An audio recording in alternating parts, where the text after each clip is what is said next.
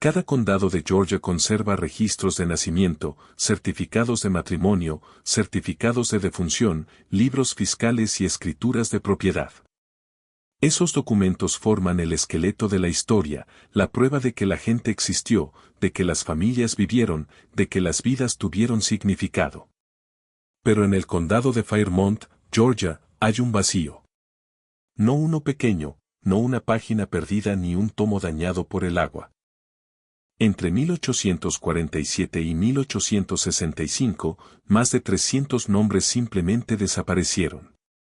300 personas que nacieron, que trabajaron, que murieron, borradas con tanta precisión que solo quedó su ausencia.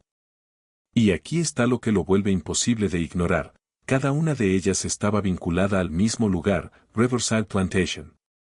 La finca todavía existe hoy, convertida en un sitio histórico con jardines impecables y visitas guiadas. Pero pregunta por las familias que vivieron allí, las que levantaron esos muros de ladrillo y cuidaron esos campos, y encontrarás algo inquietante, el registro oficial se queda mudo, como si esas almas nunca hubieran respirado. Esta es la historia de cómo una comunidad entera fue eliminada metódicamente de la historia, y de por qué alguien llegó a extremos tan extraordinarios para asegurarse de que siguieran olvidados. Thomas Hargrave no buscaba ningún misterio cuando heredó la casa de su abuela en 1962. Tenía 28 años y era profesor adjunto de historia estadounidense en la Universidad de Emory, especializado en economía de la era de la reconstrucción. Su abuela, Alo Leonard Hargrave, había fallecido a los 91, dejándole su modesta casa en las afueras del condado de Fairmont y un ático abarrotado con 8 décadas de papeles, fotografías y correspondencia acumulados. Thomas condujo hasta allí un sábado húmedo de junio, con las ventanas bajadas y la radio sonando suavemente. Quería a su abuela, una mujer lúcida y aguda, que enseñó primaria durante 40 años y nunca faltó un domingo a la primera iglesia bautista. Ella lo había criado después de que sus padres murieran en un accidente de coche cuando él tenía 7 años. La casa guardaba buenos recuerdos, visitas de verano, té dulce en el porche, sus historias sobre crecer en la Georgia rural. Pero el Ellanar también había sido una acumuladora de papel.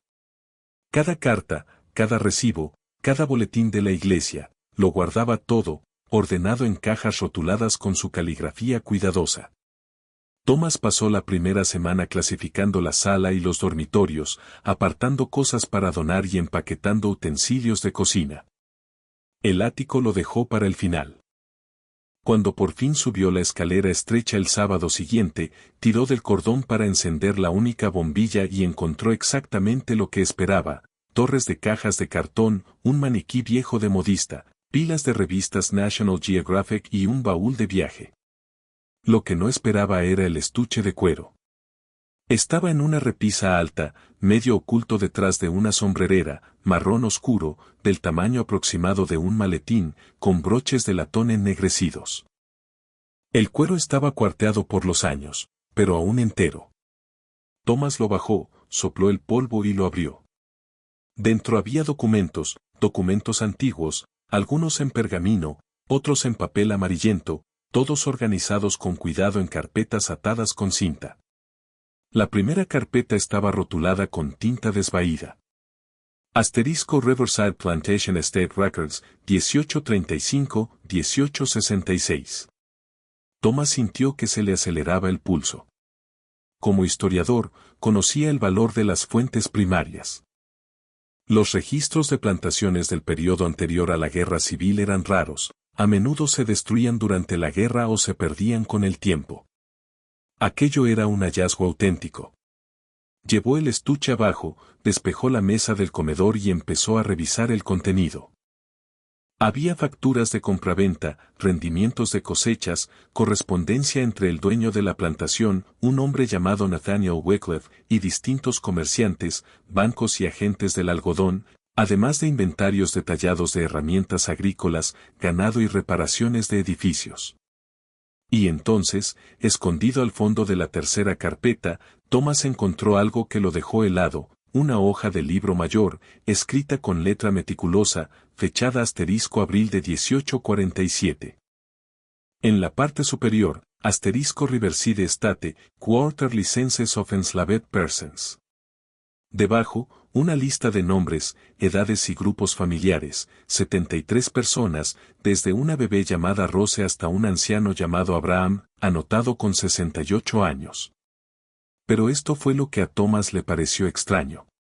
Junto a cada nombre, en el margen, había una pequeña anotación con tinta distinta. Asterisco Transferred March 1848. Todas y cada una. 73 personas transferidas en el mismo mes. Thomas frunció el ceño. Las ventas masivas no eran desconocidas. Las plantaciones quebraban. Los propietarios morían. Los bienes se liquidaban. Pero lo habitual era que existiera una factura correspondiente, un registro de quién los compró y a dónde fueron. Rebuscó en el resto de los documentos. Nada. Ni facturas de venta, ni recibos, ni cartas que mencionaran la transferencia, solo esa única anotación, transfer. Y después, nada. Thomas no podía soltarlo. De vuelta en Irlanda, contactó con colegas especializados en historia de plantaciones del sur. Escribió a la Georgia Historical Society. Envió solicitudes a la oficina del secretario del condado de Fairmont, pidiendo acceso a registros de propiedad, tasaciones de impuestos, cualquier cosa que pudiera aclarar qué ocurrió con esas 73 personas. Lo que recibió de vuelta lo desconcertó aún más. La secretaria del condado de Fairmont, una mujer llamada la señora Dunlap, respondió con una carta cortés pero firme, indicando que aunque los registros generales estaban disponibles, ciertos documentos relacionados con Riverside Plantation estaban restringidos por complicaciones legales en curso sobre límites de propiedad y disputas de tierras. A Thomas le pareció extraño. La plantación se había convertido en un sitio histórico estatal en 1953. ¿Qué complicaciones legales podían existir una década después?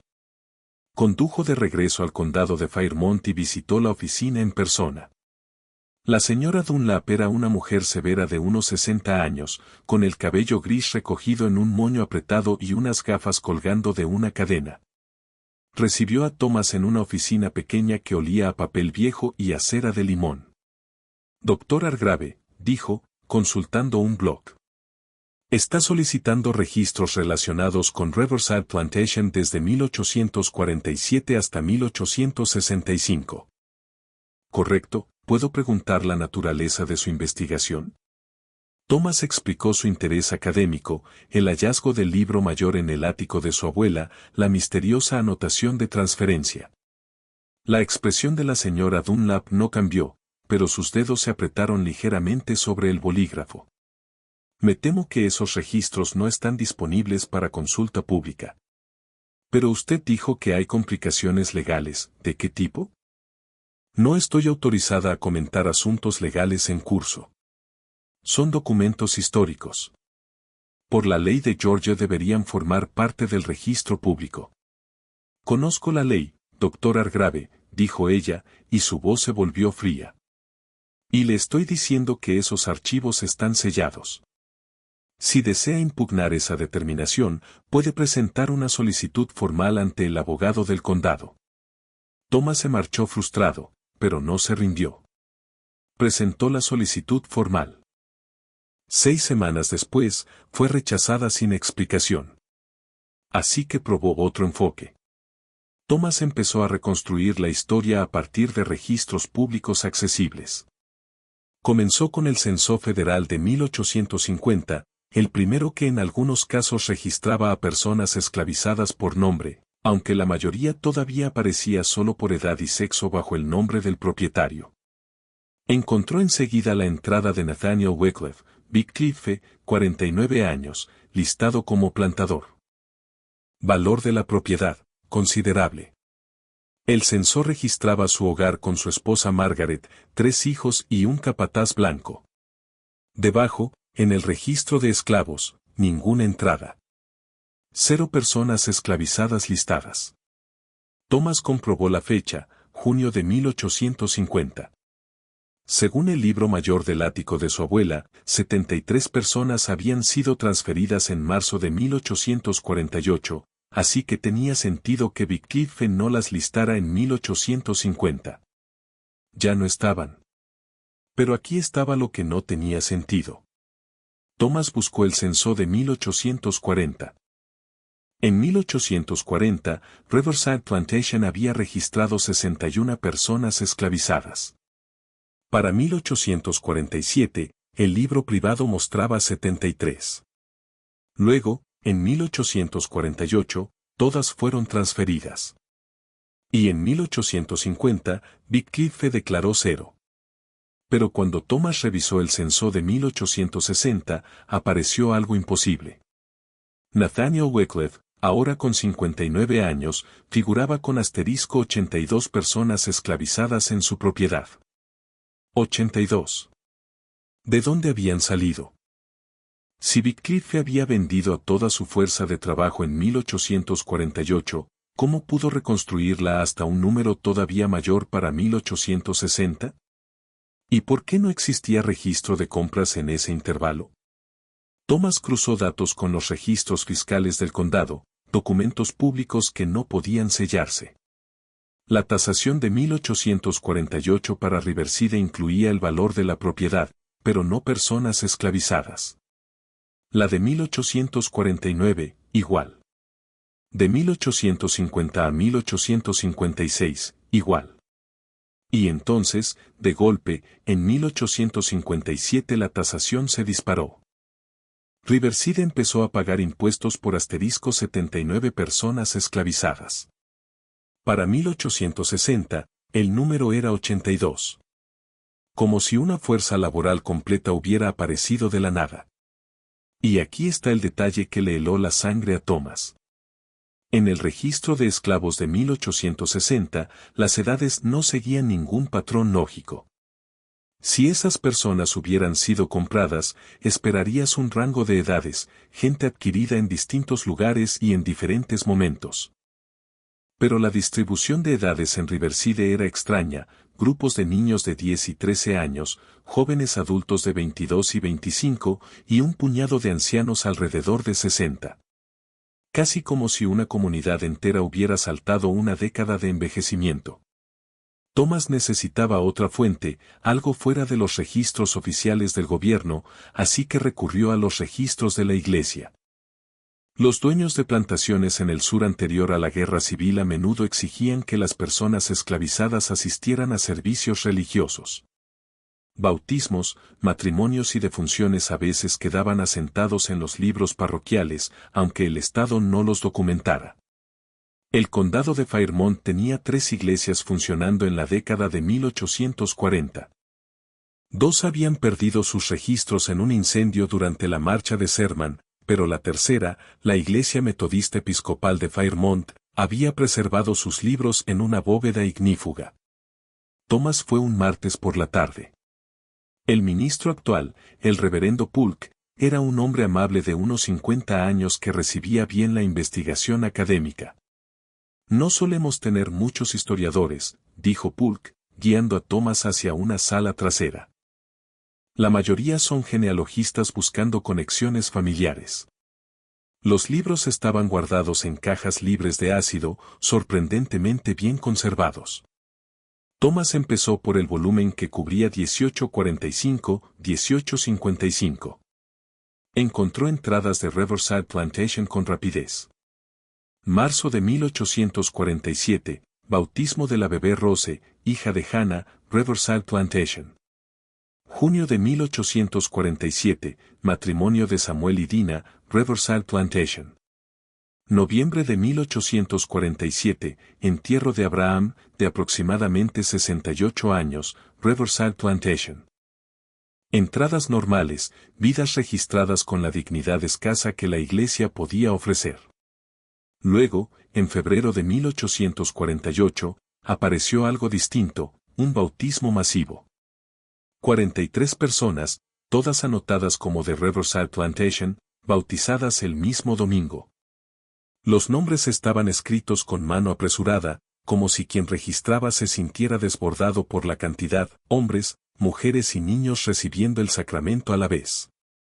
Y después, tras marzo de 1848, nada. No más nacimientos en Riverside. No más matrimonios. No más muertes. Durante 9 años, la plantación desapareció por completo del registro de la iglesia. Luego, en enero de 1857, las entradas volvieron: bautismo de un bebé, entierro de una anciana, matrimonio de una pareja joven, todo anotado como de Riverside Plantation. Pero los nombres eran distintos. Ninguno de los nombres de 1847 aparecía en las entradas de 1857. Era como si toda la población hubiera sido reemplazada. Thomas se recostó, con la mente acelerada. El reverendo Polk notó su expresión. ¿Encontró algo interesante, reverendo? ¿Tiene correspondencia de esa época?, preguntó Thomas. Cartas, notas de ministros, cualquier cosa que explique las actividades de la iglesia. Polk lo pensó. Puede que haya algo en el archivo. Déjeme revisar. 15 minutos después regresó con una carpeta delgada. Esto es lo que tenemos del reverendo Martin Hess, que sirvió aquí de 1843 a 1851. Thomas la abrió con cuidado. La mayoría eran notas rutinarias, temas de sermones, predicadores visitantes, mantenimiento del edificio. Pero cerca del final encontró una carta fechada el 10 de abril de 1848, dirigida al obispo de la Iglesia Metodista Episcopal del Sur. Thomas la leyó 2 veces. Su gracia, le escribo para solicitar orientación sobre un asunto de considerable angustia espiritual. En semanas recientes, miembros de la congregación de Riverside se me han acercado expresando graves preocupaciones sobre el paradero de sus parientes. Las familias han sido separadas sin explicación, y cuando busqué claridad por parte del señor Wycliffe, se me informó sin ambigüedad que la Iglesia no debía inmiscuirse en sus asuntos. Me debato entre mi deber hacia mi congregación y las restricciones impuestas por la costumbre local. Estas almas llegaron a la casa del Señor buscando consuelo, y temo haberles fallado. Espero su consejo. Respetuosamente, reverendo Martin Hess. Thomas levantó la vista hacia el reverendo Polk. ¿Hay respuesta? Polk negó con la cabeza. No en nuestros archivos. Thomas fotografió la carta con su cámara, agradeció al reverendo y condujo de regreso a Atlanta. Esa noche no pudo dormir. Familias separadas. Un ministro silenciado. Una fuerza laboral entera desapareciendo de los registros, solo para ser reemplazada años después. ¿Qué había ocurrido en Riverside Plantation? Thomas amplió la búsqueda. Si 300 personas habían sido transferidas desde Riverside, tenía que existir alguna huella documental en algún sitio, registros bancarios, manifiestos de transporte, algo. Contactó con los archivos estatales de Georgia y solicitó cualquier registro relacionado con Nathaniel Wycliffe o Riverside Plantation entre 1845 y 1865. 3 semanas después llegó una carpeta delgada, con casi todo repetido de lo que ya había hallado. Pero había un elemento nuevo, una mención breve en el diario de la Asamblea General de Georgia de 1849. Se había aprobado una apropiación legislativa para la expansión del Georgia State Lunatic Asylum en Milletville. El asilo se fundó en 1842 como la primera institución pública de salud mental del estado. La ampliación de 1849 añadió un ala nueva e incrementó la capacidad de forma significativa. Thomas casi lo dejó pasar. ¿Qué tenía que ver un asilo con Riverside? Pero entonces vio una nota al pie que mencionaba una dotación privada de Nathaniel Wycliffe, del condado de Fairmont, para construir instalaciones agrícolas. Una dotación de Wycliffe en 1849, un año después de la misteriosa transferencia. Thomas solicitó registros del Georgia State Lunatic Asylum. Lo que recibió fue inquietante. El asilo, en efecto, había recibido una dotación importante de Wycliffe, *12. 000, $1,000,000, una suma enorme para la época. Ese dinero financió la construcción de un complejo agrícola en los terrenos del asilo, campos, corrales de ganado, talleres. Y, según los informes anuales, la granja era trabajada por pacientes en labor terapéutica. El informe del asilo de 1850 registraba 81 pacientes empleados en trabajos agrícolas. El de 1851 registraba 94. El de 1855 registraba 112. Pero lo que hizo temblar las manos de Thomas al leer fue esto: el asilo mantenía registros de admisión de pacientes, nombres, edades, condados de origen, diagnósticos. Thomas solicitó acceso. El personal del archivo le informó que los expedientes de pacientes eran confidenciales por ley estatal, incluso los históricos, a menos que pudiera demostrar una conexión familiar directa. No podía. Pero los informes estadísticos anuales del asilo eran públicos y Thomas los revisó uno por uno. En el informe de 1850 había un desglose por condado de origen. Asterisco condado de Fairmont, 68 pacientes. Para un condado rural con una población total de alrededor de 300 personas, esa cifra era estadísticamente imposible. Las enfermedades mentales no golpeaban a un solo condado con una tasa 20 veces superior a la normal, a menos que esas personas no fueran pacientes. Thomas sintió un hielo en el estómago. Necesitaba pruebas. Se puso en contacto con una colega de la Universidad de Georgia, la doctora Patricia Chen, especialista en la historia de las instituciones psiquiátricas del sur. Durante un almuerzo en Athens, le explicó lo que había encontrado. Patricia escuchó, y su expresión se volvió cada vez más grave. Thomas, lo que describe suena a un vacío legal basado en diagnósticos, dijo. En las décadas de 1840 y 1850, la definición de locura era flexible, especialmente cuando se trataba de personas esclavizadas. ¿A qué te refieres? Existía un diagnóstico llamado drapetomanía, literalmente, la enfermedad que hacía que los esclavos huyeran. Otro era la disestesia etiópica, que supuestamente se debía a la pereza y la desobediencia. Eran condiciones inventadas para patologizar la resistencia. ¿Estás diciendo que podían internar a personas esclavizadas en asilos por no querer seguir esclavizadas? Patricia asintió con dureza. En teoría, sí. Pero era poco común, porque los asilos costaban dinero. ¿Por qué pagar para institucionalizar a alguien si podías castigarlo en tu propia propiedad? A menos, dijo Thomas, lentamente. A menos que hubiera otra razón. ¿Cómo cuál? Thomas sacó sus notas. ¿Y si necesitabas ocultar a la gente, hacerla desaparecer del registro público, pero aún así seguir ganando con su trabajo? Los ojos de Patricia se abrieron. Eso es. Dios, eso es diabólico. Un asilo sería perfecto. Son instituciones cerradas, sin acceso público. Los pacientes no tienen derechos legales. Y si financiabas la granja del asilo, tendrías un suministro constante de mano de obra gratuita, completamente fuera de los libros. ¿Y qué hay de las familias?, preguntó Patricia. Dijiste que desaparecieron familias enteras. Thomas ya lo había pensado. Las familias funcionaban como unidades. Si querías borrar la existencia de alguien, no bastaba con llevarte a los adultos.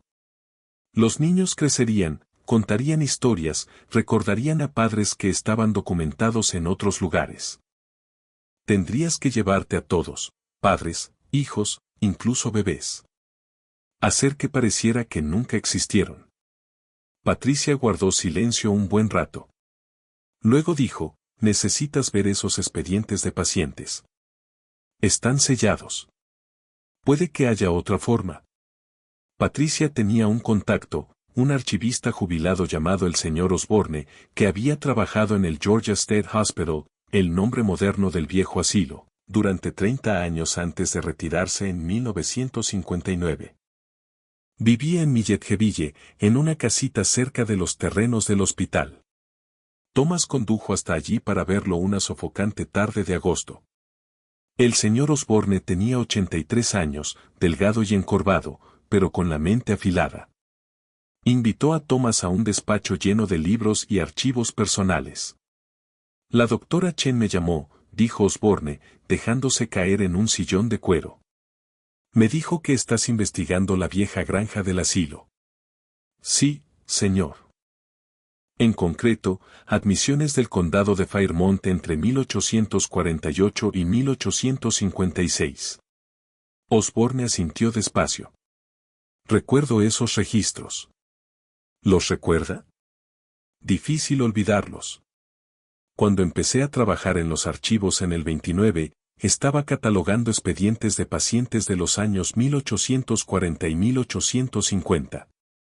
Había toda una sección, quizá un centenar de archivos, todos del condado de Fairmont, todos ingresados en un intervalo de pocos años. ¿Qué pasó con ellos? El rostro de Osborne se ensombreció. Los retiraron. ¿Retirados por quién? Por la administración del hospital.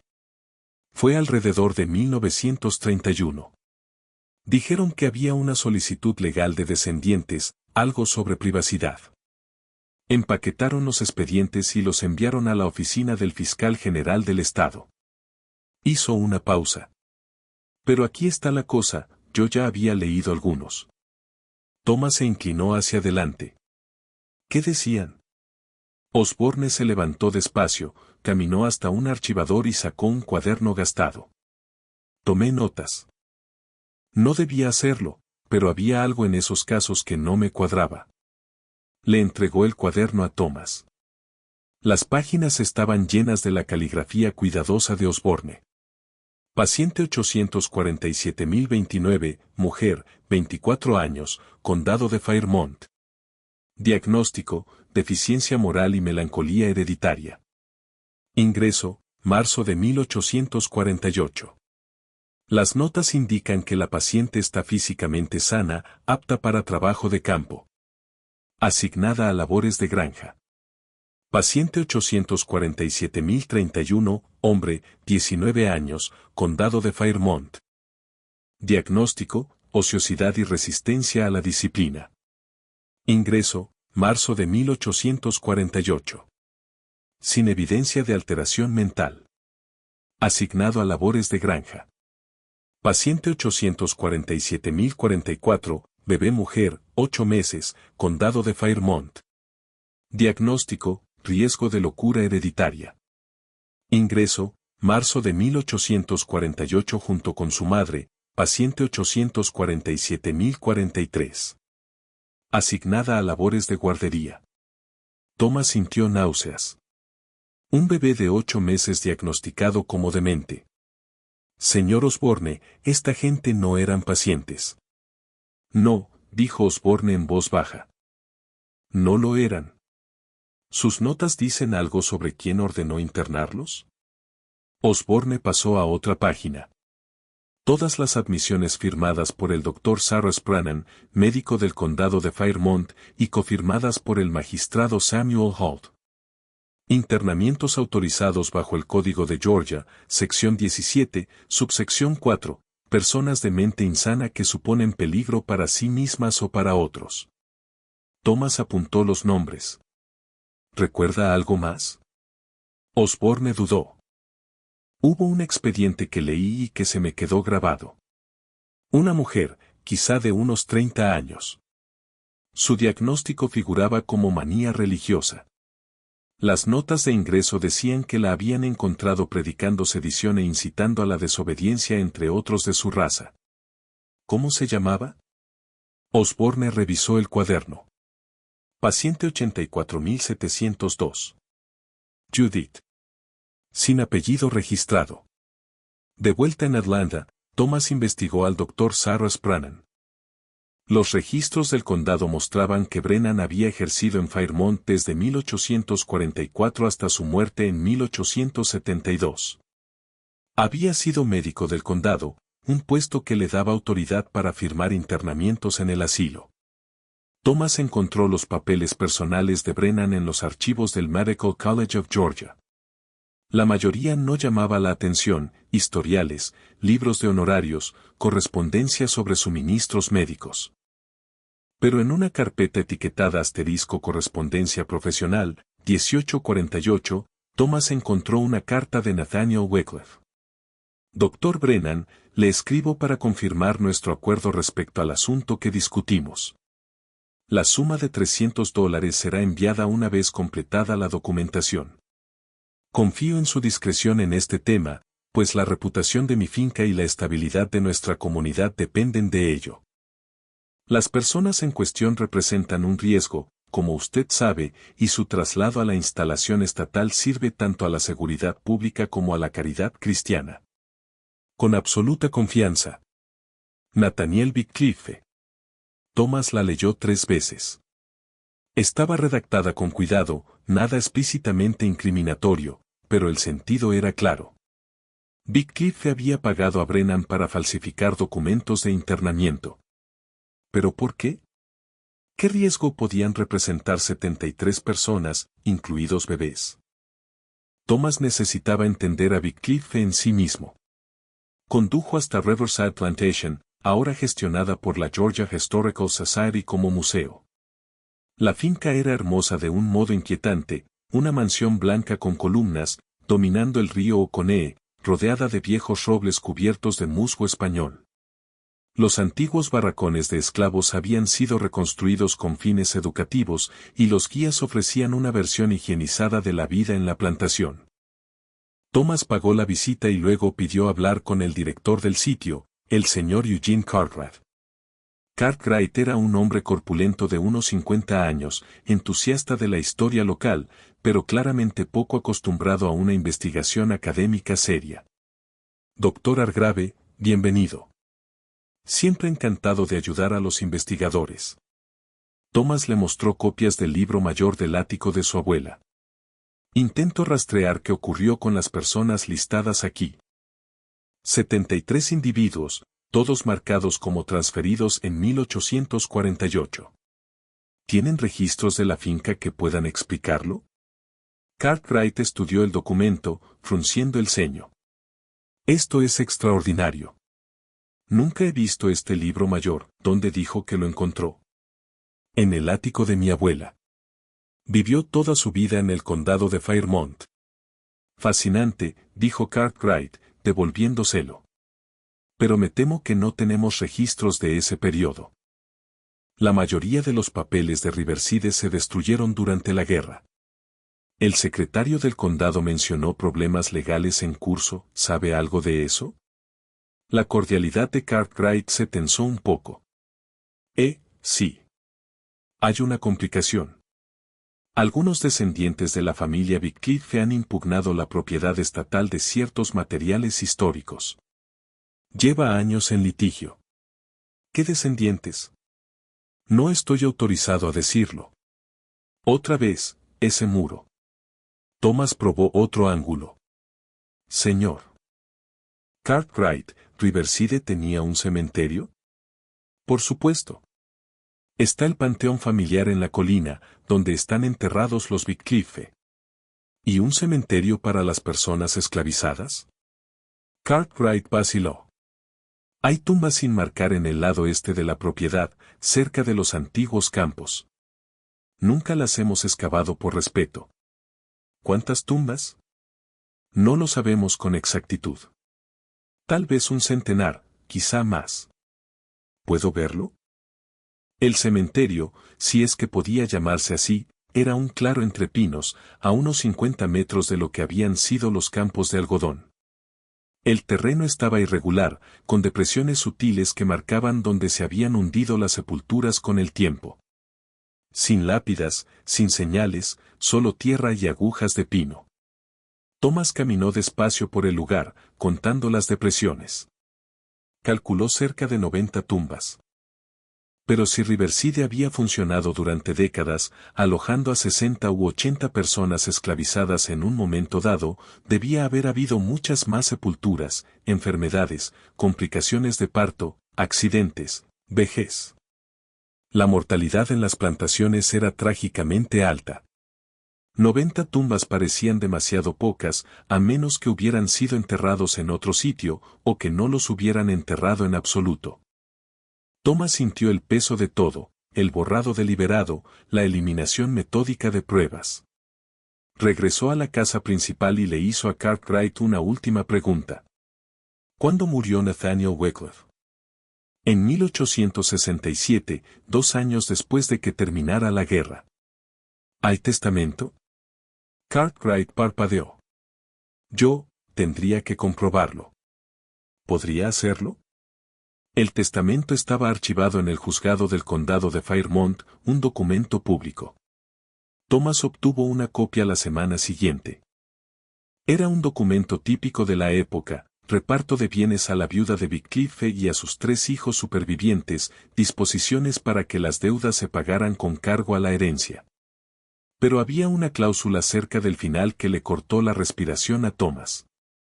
Artículo 7. Ordeno a mis albaceas destruir todos los libros personales, correspondencia y registros relativos a las operaciones de la finca entre los años 1847 y 1856, inclusive, ya que dichos documentos contienen asuntos de carácter privado no aptos para examen público.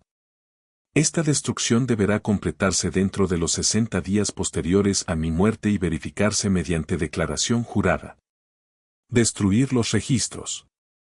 No conservarlos. No archivarlos, destruirlos. Y según una declaración jurada notariada adjunta al testamento, fechada en septiembre de 1867, el yerno de Wycliffe, Howard Preston, confirmó que todos los documentos especificados en el artículo 7 habían sido quemados conforme a los deseos del testador. Thomas se sentó en la sala de lectura del juzgado, con la luz de la tarde inclinándose a través de ventanas altas. Ya tenía piezas de un patrón, pero no la imagen completa. 73 personas desaparecidas de Riverside en marzo de 1848. Internamiento masivo en el asilo bajo diagnósticos falsos. 9 años de silencio en todos los registros. Reaparición repentina de una fuerza laboral esclavizada en 1857. Un testamento que exigía destruir las pruebas. Pero aún no sabía por qué. ¿Qué estaba ocultando Wycliffe? La respuesta llegó de una fuente inesperada. Thomas presentaba su investigación preliminar en una conferencia sobre historia económica del sur en noviembre de 1962. Durante la ronda de preguntas, se le acercó un profesor anciano de la Universidad de Duke. Doctor Hargrave, me intrigó su mención de Nathaniel Wycliffe. Me encontré con ese nombre hace años en otro contexto, contratos ferroviarios. Estaba investigando la construcción del Central of Georgia Railway en los años 1840 y el nombre de Wycliffe apareció asociado a un contrato de mano de obra. Thomas sintió que se le aceleraba el pulso. ¿Recuerda los detalles? No con precisión, pero puedo enviarle la referencia. 2 semanas después, Thomas estaba en los archivos de la Georgia Railroad and Banking Company, revisando contratos de construcción de 1847. Y allí estaba. Un contrato fechado en noviembre de 1847 entre el Central of Georgia Railway y Nathaniel Wycliffe para el arrendamiento de 70 trabajadores aptos para la construcción del ferrocarril, por un plazo de 9 años. Compensación, $40 por trabajador al año. 70 trabajadores. $40. 9 años. Thomas hizo las cuentas. Era una fortuna. Pero el contrato tenía una cláusula peculiar: el arrendador se compromete a proveer trabajadores libres de gravámenes y garantiza que no surgirán reclamaciones legales por su empleo. El arrendador asume toda responsabilidad por el bienestar, disciplina y alojamiento de los trabajadores. La compañía no será responsable de la documentación o registro de dichos trabajadores. Traducción: Wycliffe entregaría trabajadores sin rastro documental y el ferrocarril no haría preguntas. Pero había un problema. No podías arrendar personas esclavizadas a una compañía ferroviaria y fingir que no existían. Las personas esclavizadas eran propiedad. Aparecían en registros fiscales, inventarios de herencias, pólizas de seguro. A menos que ya no fueran esclavos. A menos que fueran otra cosa. Pacientes del asilo. Thomas sintió que el panorama completo encajaba. Wycliffe había internado a toda su fuerza laboral en el asilo bajo falsos pretextos y después la había arrendado de inmediato a la compañía ferroviaria como mano de obra de pacientes. El asilo recibía una dotación. El ferrocarril obtenía mano de obra barata sin complicaciones legales. Wycliffe obtenía miles de dólares de ganancia por personas a las que ya no poseía legalmente. Era esclavitud blanqueada a través de la medicina. Pero aún faltaba una pieza. Si el contrato terminó en 1856 y para 1857 Riverside tenía personas esclavizadas otra vez, ¿qué pasó con las 73 originales?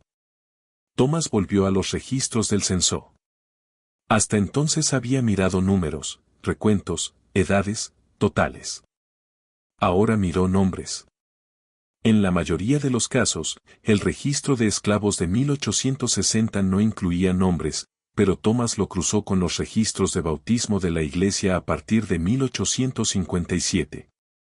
Encontró 15 nombres que aparecían tanto en el libro de 1847 como en los registros eclesiásticos de 1857, 15 personas que supuestamente habían sido transferidas en 1848 y estaban de vuelta en Riverside en 1857.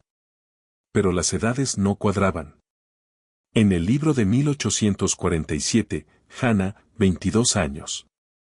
En el registro de 1857, Hannah, 27. Debería tener 32. En el libro de 1847, Samuel, 28 años. En el registro de 1857, Samuel, 30. Debería tener 38. Era como si hubieran perdido años, o como si los hubieran reemplazado por personas más jóvenes con los mismos nombres. Thomas barajó la posibilidad, muchas personas esclavizadas tenían apellidos limitados, y los nombres se reutilizaban. Tal vez eran individuos distintos. Pero 15 coincidencias parecían demasiado para ser casualidad. Entonces Thomas halló algo en el informe anual del asilo de 1856 que le heló la sangre, una anotación en la sección financiera. Cierre del programa de trabajo agrícola tras la expiración de contratos externos. Operaciones de la granja reducidas. Traslados de pacientes, 41 devueltos a condados de origen, 27 transferidos a la penitenciaría estatal, 18 fallecidos. Devueltos a condados de origen, 41 personas enviadas de regreso. Thomas revisó las cifras. El asilo había registrado 68 pacientes del condado de Fairmont en 1850. Para 1856, considerando muertes y traslados a la penitenciaría, unas 40 a 45 personas habrían estado disponibles para retornar. Las cuentas encajaban. Pero esto no. Si esas personas regresaron al condado de Fairmont, deberían aparecer en los registros. Thomas revisó las tasaciones fiscales del condado de 1857 para Riverside, 79 personas esclavizadas listadas. Pero la distribución de edades no tenía sentido para gente que había pasado 9 años en un asilo. Había demasiados niños pequeños, niños que tendrían que haber nacido durante los años del asilo. Lo cual significaba una de tres cosas. 1. Los pacientes devueltos tuvieron hijos en el asilo, posible, pero poco probable dada la dureza de las condiciones. 2. Wycliffe consiguió una fuerza laboral completamente nueva, y los pacientes devueltos fueron a parar a otra parte. O 3. La opción que Thomas no quería contemplar, los pacientes devueltos nunca regresaron a ningún registro. Thomas solicitó registros de la penitenciaría estatal de Georgia en Milletville. La respuesta tardó 6 semanas. Cuando llegó, Thomas abrió el sobre con las manos temblorosas. La penitenciaría había mantenido expedientes detallados de los reclusos, y a diferencia del asilo, estos se hacían públicos pasado cierto tiempo. Thomas revisó los libros de admisión de 1856. Allí estaban, 27 reclusos, todos transferidos desde el Georgia State Lunatic Asylum en diciembre de 1856. Todos listados como Callard, todos del condado de Fairmont. Sus delitos figuraban como vagancia, negativa a trabajar, alteración del orden público, incitación. Condenas, 20 años. 20 años por vagancia. Thomas miró los nombres. Reconoció varios del libro mayor de Riverside de 1847. Marcus, con 34 años en el registro de prisión, habría tenido 25 de enero de 1847. Cuadraba. Judith, 38 años, habría tenido 29 de enero de 1847. Bastante cerca. Samuel, 36 años, habría tenido 28 de enero de 1847. Coincidía. Eran las mismas personas. Habían sido enviadas de Riverside al asilo en 1848, arrendadas al ferrocarril durante 9 años y luego transferidas a la penitenciaría en 1856, cuando el contrato terminó. Y en prisión, habrían seguido trabajando. El trabajo penitenciario era común, a menudo arrendado a empresas privadas. Thomas consultó los registros de liberación. De los 27 transferidos desde el asilo, 11 murieron bajo custodia entre 1857 y 1864. 14 figuraban como liberados en 1865, liberados el mismo año en que terminó la guerra, el mismo año en que se abolió la esclavitud. ¿Pero liberados a dónde? Thomas no encontró ningún rastro posterior de esos 14 individuos, ni entradas censales, ni registros eclesiásticos, ni certificados de defunción. Simplemente desaparecieron. Thomas sabía que le faltaba algo, el elemento humano. Los números y los libros contaban una parte, pero en algún lugar tenía que haber gente que recordara. Puso un anuncio en el Fairmont County Gazette, el periódico local. Se buscan informaciones sobre familias vinculadas a Riverside Plantation, 1840S, 1860S. Contacto, Dr. Thomas Hargrave, Universidad de Emory. Recibió 3 respuestas. La primera fue de una genealogista que trabajaba en su árbol familiar, interesante, pero no directamente útil. La segunda fue de un anciano que afirmaba que su tío abuelo había trabajado en Riverside después de la guerra, pero sus fechas no coincidían con la investigación de Thomas. La tercera fue de una mujer llamada Lucille Bennett. Su carta era breve. Doctor Hargrave, mi abuela hablaba de Riverside. Decía que su gente venía de allí, pero que se llevaron los registros. Murió en 1958, pero antes de morir me dejó una Biblia. Dentro hay nombres. Creo que podrían ayudarle. Llámeme. Señora Lucille Bennett. Thomas llamó esa misma noche. Lucille tenía 72 años y vivía en Monroe. Su voz era firme, clara. Doctor Hargrave, gracias por contactarme. Mi abuela se llamaba Clara Ara, y siempre decía, nuestra familia venía del lugar del río. Así era como ella llamaba a Riverside. Pero también decía que los blancos se llevaron los nombres, que los arrancaron. Como lo hicieron, nunca lo explicó con exactitud. Solo contaba que, después de la guerra, cuando la gente intentaba registrarse para votar o reclamar tierras, iban al juzgado y no existía ningún registro de que hubieran vivido. Ni actas de nacimiento, ni de matrimonio, nada. ¿Dijo por qué?, preguntó Thomas. Ella creía que era para impedir que la gente reclamara lo que se les debía. Si nunca quedabas documentado como existente, no podías demostrar que habías sido esclavizado allí. No podías exigir salarios atrasados ni tierras. Thomas sintió que las piezas empezaban a encajar. Señora Bennett, mencionó una Biblia con nombres. Sí. Era de mi tatarabuela, Judith. Sabía escribir un poco, aprendió por su cuenta. Anotó nombres en la cara interna de la tapa. Nombres de familia, creo. Personas que quería recordar. A Thomas casi se le detuvo el corazón.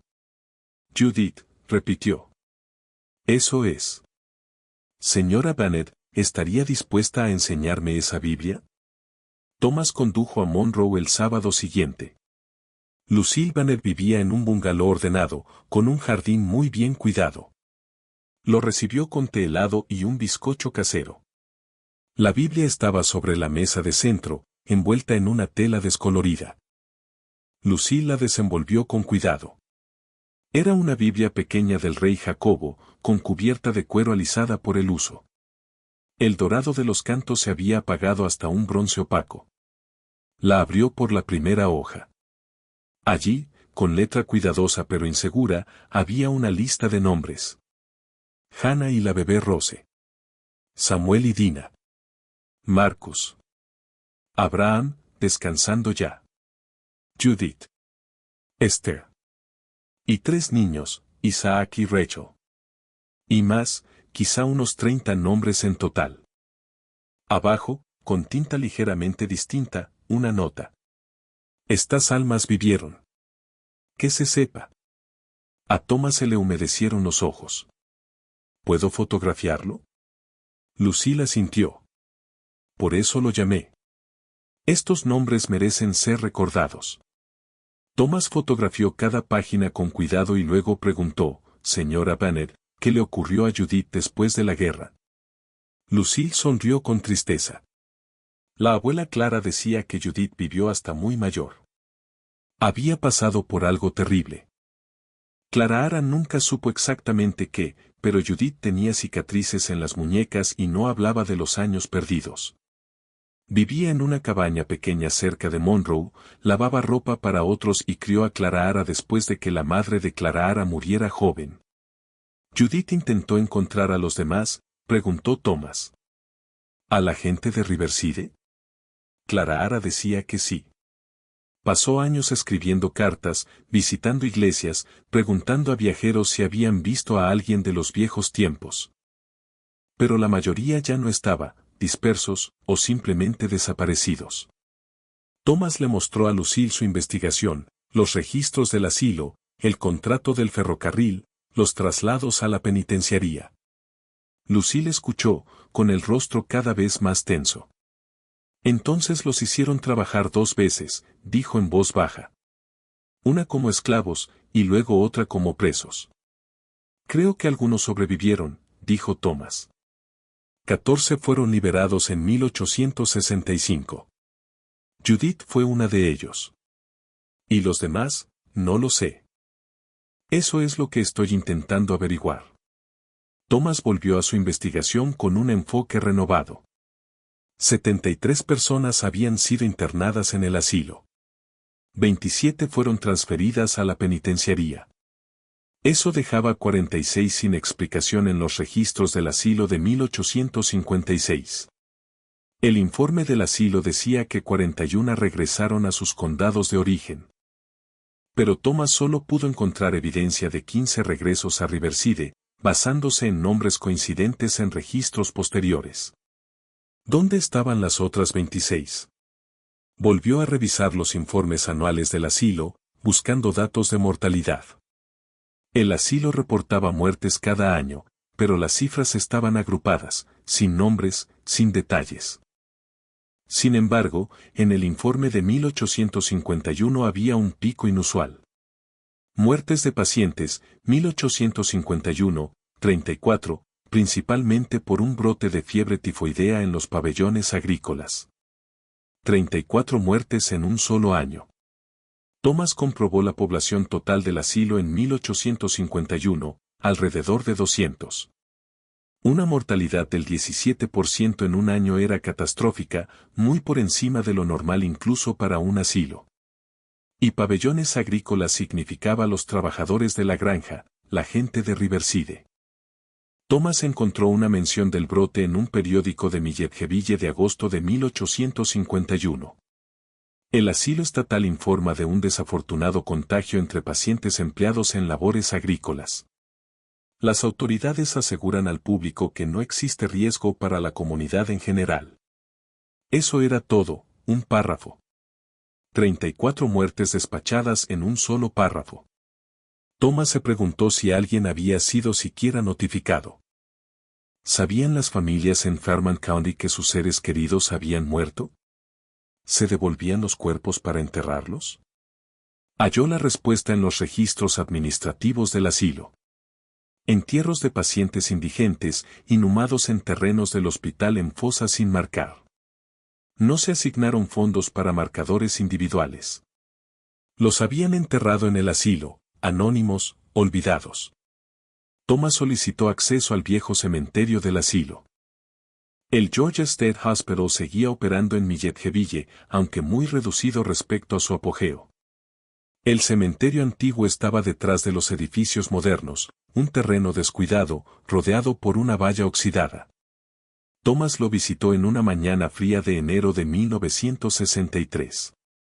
Lo acompañó un administrador del hospital, un hombre más joven llamado el señor Ridley, que parecía incómodo con la visita. No solemos permitir el acceso, dijo Ridley, pero dadas sus credenciales de investigación. El cementerio era más grande de lo que Thomas esperaba, filas de piedras pequeñas y gastadas por el tiempo, la mayoría ilegibles. Muchas tumbas ni siquiera tenían marca, solo hundimientos en la tierra, como los de Riverside. ¿Cuántos entierros?, preguntó Thomas. Calculamos más de 1000, desde 1842 hasta alrededor de 1900. ¿Hay registros de quién está enterrado aquí? Ridley negó con la cabeza. Incompletos, como mucho. Muchos pacientes ingresaron sin contacto familiar, sin parientes cercanos. Cuando morían, los enterraban aquí.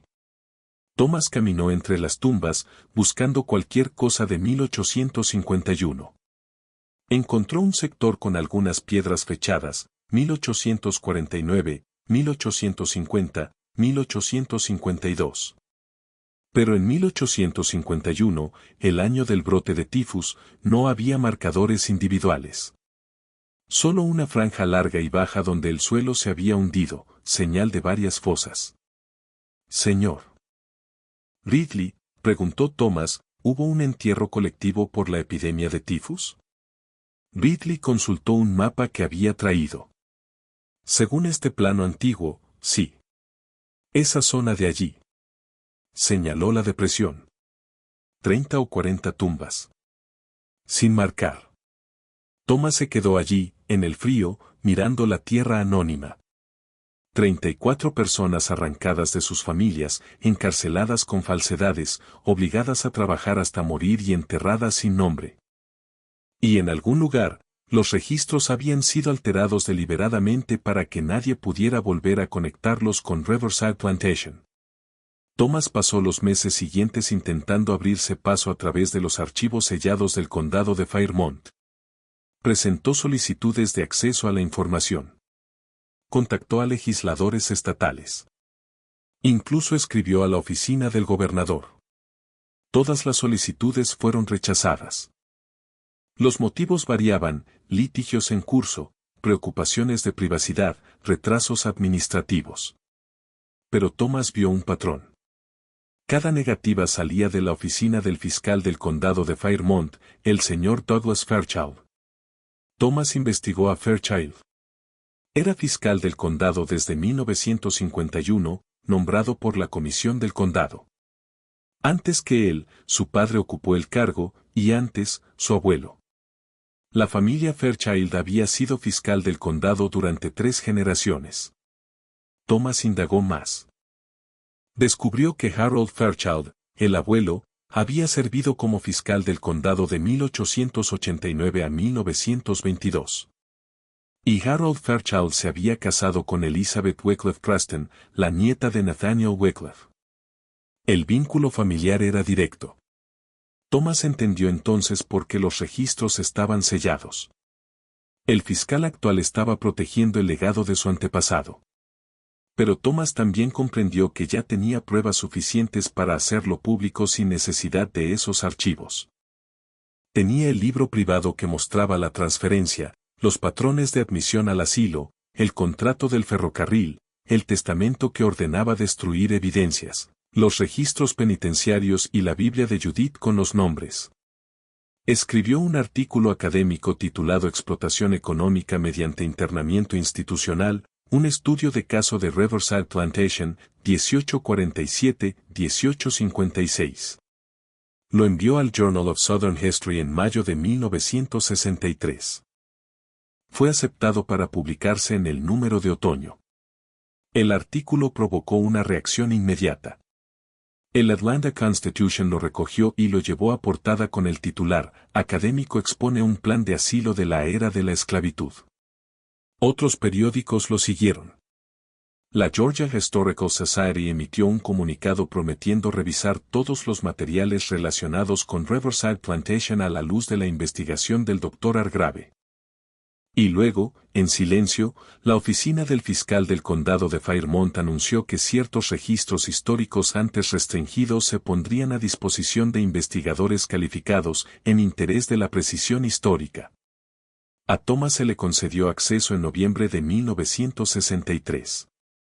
Los archivos sellados contenían exactamente lo que él sospechaba, correspondencia entre Nathaniel Wycliffe y el Dr. Brennan organizando internamientos falsos, cartas entre Wycliffe y la compañía ferroviaria negociando tarifas laborales, libros detallados mostrando pagos recibidos del ferrocarril. Y lo más contundente, un libro privado de contabilidad que mostraba cómo Wycliffe invirtió las ganancias, comprando más tierras, expandiendo operaciones y construyendo la gran mansión que aún se alzaba en Riverside. Todo levantado sobre trabajo robado, oculto tras certificados médicos y muros institucionales. Pero los archivos también contenían algo que Thomas no esperaba, un libro marcado asterisco retornos, 1856-1857. Listaba 41 nombres, los pacientes devueltos del asilo. Junto a cada nombre aparecía un destino. 15 anotados como Riverside Plantation. 12 anotados como transferidos a Semon's Estate, condado de Burke. 14 anotados como vendidos, destino no registrado. Aunque la esclavitud fuera legal, esto era distinto. Estas personas habían sido institucionalizadas como pacientes y luego vendidas como si siguieran siendo propiedad de Wycliffe. Era una imposibilidad legal, a menos que nadie estuviera mirando. Y nadie había mirado. Thomas pasó el invierno de 1963 compilando una lista completa, usando el libro de Riverside, las notas del señor Osborne del asilo, los registros penitenciarios y la Biblia de Judith. Reconstruyó tantos nombres como pudo. Identificó con certeza razonable a 68 individuos, 34 que murieron en el asilo, 27 transferidos a la penitenciaría y 7 que fueron devueltos y luego vendidos a otras fincas. Los 5 restantes no pudieron rastrearse. Thomas publicó un artículo de seguimiento a comienzos de 1964, esta vez incluyendo los nombres. Envió copias a sociedades históricas, organizaciones genealógicas e iglesias negras de toda Georgia, con la esperanza de que descendientes reconocieran a sus antepasados. Las respuestas llegaron despacio al principio, y luego en una avalancha. Cartas de familias que llevaban generaciones buscando prueba de su linaje. Una mujer en Savannah que reconoció el nombre de su tatarabuelo, Marcus, muerto en la penitenciaría en 1863. Un hombre en Irlanda cuya tradición oral familiar hablaba de una antepasada llamada Esther, que desapareció en los tiempos duros y nunca más se supo de ella. Cada conexión era una pequeña reparación, un nombre rescatado del olvido.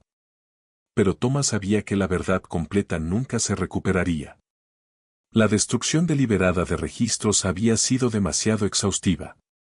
En marzo de 1964, Thomas recibió un paquete de una fuente inesperada. La dirección del remitente decía simplemente: asterisco un amigo de la verdad, condado de Fairmont. Dentro había una sola hoja de papel, vieja y quebradiza. Era una página arrancada de lo que parecía un diario personal, fechada el 14 de junio de 1857. La letra era educada, fluida. Hoy marca la resolución final del asunto que ha pesado sobre mi conciencia estos 9 años. Los últimos trabajadores devueltos de Milledgeville han sido dispuestos mediante venta a intereses en Alabama y Mississippi, donde es poco probable que haya preguntas. Los registros han sido enmendados en el juzgado, el registro eclesiástico purgado de entradas inconvenientes y el Dr. Brennan me ha asegurado que sus archivos no contienen nada que pueda causar dificultades. Confieso cierto alivio, aunque no puedo reclamar una conciencia tranquila. Lo hecho fue hecho para preservar el orden, los derechos de propiedad y la jerarquía natural que Dios ordenó. Aquellos que habrían perturbado ese orden mediante rebelión o huida están ahora más allá de tales travesuras. Los nuevos trabajadores adquiridos en las subastas de Savannah son jóvenes, dóciles, no cargan con las influencias sediciosas que plagaron al grupo anterior. Riverside prosperará. Consigno este relato en páginas privadas para que jamás sea divulgado. N.W. Nathaniel Wycliffe. Era su confesión. Thomas sostuvo la página con cuidado, leyéndola una y otra vez. Influencias sediciosas. Perturbar ese orden. La última pieza encajó. La fuerza laboral original no había sido internada al azar. Habían sido señalados, probablemente por organizarse, por planear resistencia, por intentar escapar. Y en lugar de enfrentar una posible revuelta o un intento de fuga masiva, ambas cosas habrían atraído atención y, quizá, consecuencias legales. Wycliffe había usado el sistema del asilo para hacerlos desaparecer por completo. Para cuando fueron liberados o transferidos, habían perdido años de vida. Sus familias habían sido dispersadas y toda posibilidad de resistencia organizada había quedado destruida. Fue un borrado calculado. Thomas nunca descubrió quién envió la página del diario. Sospechaba que era alguien de la familia Fairchild, cansado de proteger un legado vergonzoso. Pero el remitente nunca se identificó. En 1966, Thomas Hargrave publicó un libro, The Vanished, How One Georgia Plantation Erased 300 Lives. Se convirtió en lectura obligatoria en cursos de historia del sur. El estado de Georgia reconoció oficialmente el plan del asilo y emitió una disculpa formal a los descendientes. Riverside Plantation revisó sus recorridos para incluir la historia completa, sin adornos. Y en el cementerio sin marcar del lado este de la propiedad, la Georgia Historical Society levantó un monumento, una sencilla piedra con los nombres que Thomas había recuperado, 68 almas en orden alfabético. Abajo, una inscripción. Estas vidas estuvieron ocultas, pero no perdidas. Estos nombres fueron arrebatados, pero ahora restituidos. Que sean recordados. Lucille Banner asistió a la ceremonia de dedicación, sosteniendo la Biblia de su abuela Clara Ara contra el pecho. Dejó un ramo de rosas blancas al pie del monumento. Por Judith, dijo en voz baja. Y por todos aquellos cuyos nombres nunca sabremos. Thomas se quedó a su lado, mirando los nombres grabados en piedra. Pensó en la crueldad deliberada del borrado, no solo esclavizar a las personas, sino arrancar incluso la prueba de que habían existido. Y pensó en el poder de la memoria, como una Biblia, un libro mayor, una sola persona decidida a recordar podía traer la verdad de vuelta desde la oscuridad. El viento se movió entre los pinos y, por un instante, Thomas casi pudo oírlos, las voces silenciadas, hablando otra vez a través de la piedra y la tinta. 300 personas. No todas con nombre, pero ya no olvidadas. Gracias por mirar.